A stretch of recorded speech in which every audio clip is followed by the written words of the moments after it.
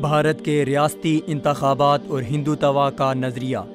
بھارت کی شمالی ریاستوں میں اسمبلی انتخابات نے سیاسی میدان میں ہلچل پیدا کر لی ہے۔ اقتدار کے ایوانوں میں نئے جوڑ توڑ کے منصوبے چل رہے ہیں اور ہندوتوا پر مبنی بھارتیہ جنتا پارٹی کی متعصب قوم پرست اور انتہا پسند مذہبی سیاست ناکامی سے دوچار ہو چکی ہے۔ 5 شمالی ریاستوں میں ریاستی انتخابات مکمل ہونے کے بعد ووٹوں کی گنتی کا عمل منگل کے روز 11 دسمبر کو شروع ہوا تو 3 شمالی ریاستوں چھتیس گڑھ، راجستھان اور مدھیہ پردیش میں کانگریس نے میدان مار لیا۔ چھتیس گڑھ میں 15 سال کے بعد کانگریس برسرے اقتدار آ رہی ہے، جس سے کانگریس کی گری پڑی پوزیشن کو دوبارہ سہارا ملنے کے ساتھ ساتھ راہل گاندھی کی سیاسی پختگی کو بھی استحکام ملا۔ باقی کی 2 شمالی ریاستوں میں مقامی جماعتیں سبقت لے جا رہی ہیں۔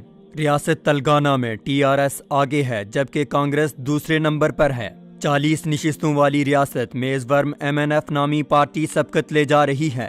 حالیہ ریاستی انتخابات میں BJP کی ناکامی سے جہاں عوام نے اس کے متعصب نظریے کو رد کیا ہے، وہیں پر ان انتخابات کو مد نظر رکھتے ہوئے مستقبل کے پارلیمانی انتخابات کی پیشین گوئی بھی کی جا رہی ہے۔ گزشتہ پارلیمانی انتخابات میں BJP کو بیشتر نشستیں شمالی ریاستوں سے ملی تھیں اور کانگریس کا یہاں سے صفایا ہو چکا تھا، جس کے بعد یہ اندازہ لگایا جا رہا تھا کہ شاید ہی کانگریس کو دوبارہ یہاں سے اٹھان ملے۔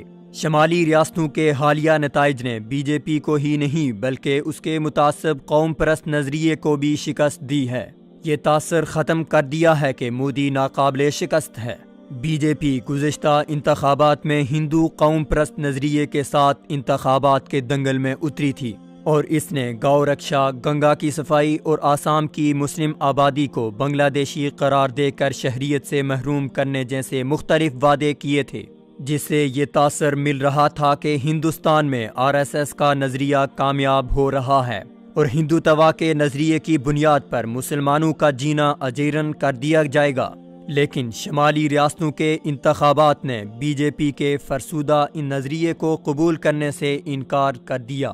شمالی ریاستوں میں BJP کے ہارنے سے بابری مسجد کی جگہ رام مندر کی تعمیر کے امکانات بھی دم توڑنے لگے اور RSS کے متعصب قوم پرست ہندوؤں نے BJP کی حکومت سے مطالبہ کرنا شروع کر دیا ہے کہ اگر وہ مندر کی تعمیر نہیں کرتے تو پارلیمان سے اس بارے میں ایک آرڈیننس ہی جاری کر دیں تاکہ ان کے متعصب نظریے کو پروموٹ کیا جا سکے۔ کہیں ایسا نہ ہو کہ چند ماہ بعد پارلیمانی انتخابات میں بھارتیہ جنتا پارٹی کی شکست کی صورت میں رام مندر کی تعمیر ایک تمنا ہی رہ جائے۔